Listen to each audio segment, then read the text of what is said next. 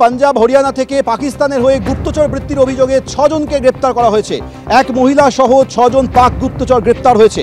পাকিস্তানের হয়ে গুপ্তচর বৃত্তির অভিযোগে গ্রেপ্তার করা হয়েছে এক ইউটিউবারকে। হরিয়ানা থেকে গ্রেপ্তার করা হয়েছে ইউটিউবার জ্যোতি মালহোত্রকে। 2023-এ পাকিস্তানে গিয়েছিলেন ইউটিউবার জ্যোতি মালহোত্র। ভিসার জন্য দিল্লিতে পাক হাই কমিশনে গিয়েছিলেন তিনি। পাক হাই কমিশনের কর্মী এহসান উর রহিম ওরফে দানিশের সঙ্গে সাক্ষাৎ করেন। জ্যোতিকে পাকিস্তানে থাকা এবং ঘোরার ব্যবস্থা করে দিয়েছিলেন এই দানিশ।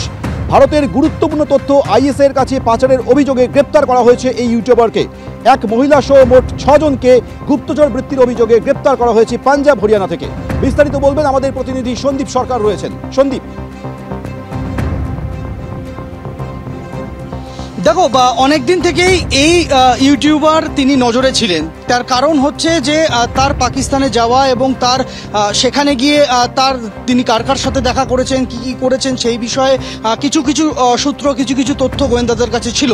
এবং তার পাশাপাশি তাকে দীর্ঘদিন ধরে ট্র্যাক করে এবং তার সঙ্গে আর যাদের যোগ রয়েছে সেই বৃত্তটাকে ট্র্যাক করা শুরু হয়। এবং তারপরই এই মহিলা ইউটিউবার তাকে গ্রেফতার করা হয়েছে এবং তার বিরুদ্ধে যে অভিযোগ, গুরুতর অভিযোগ যে আইএসআই এর কাছে ভারতের তথ্য পাচার, বিভিন্ন আর্মি ইনস্টলেশন যেগুলো রয়েছে সেই আর্মি ইনস্টলেশন, বিভিন্ন ডিফেন্স এস্টাবলিশমেন্ট, সেই সমস্ত সম্পর্কে তথ্য তিনি সরবরাহ করেছেন প্রতিবেশী রাজ্যে পাকিস্তানে আইএসআইকে, গুপ্তচর সংস্থা, পাক গুপ্তচর সংস্থার আধিকারিকদের কাছে।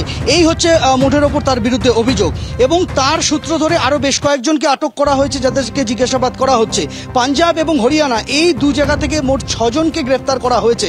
এই 6 জন মারফত এই জাল আর কতদূর পর্যন্ত বিস্তৃত, তারা শুধুমাত্র কি এই পশ্চিম ভারতের যে সীমান্ত এবং নিয়ন্ত্রণ রেখা লাগোয়া যে অংশগুলো রয়েছে সেই জায়গার ডিফেন্স এস্টাবলিশমেন্টের তথ্য পাচার করেছে, নাকি আরও গভীরে ঢুকে আরও কোনো গুরুতর তথ্য তারা দিয়েছিলেন, সেই সম্পর্কে কিন্তু গোয়েন্দারা নিশ্চিত হতে চাইছেন। যে কারণে এই 6 জনকেই নিজেদের হেফাজতে নিয়ে তারা জিজ্ঞাসাবাদ করছেন। এবং এই যে চরবৃত্তির জাল, এই জাল আর কোথায় বিস্তৃত রয়েছে সেটাও কিন্তু গোয়েন্দারা জানার চেষ্টা করছেন।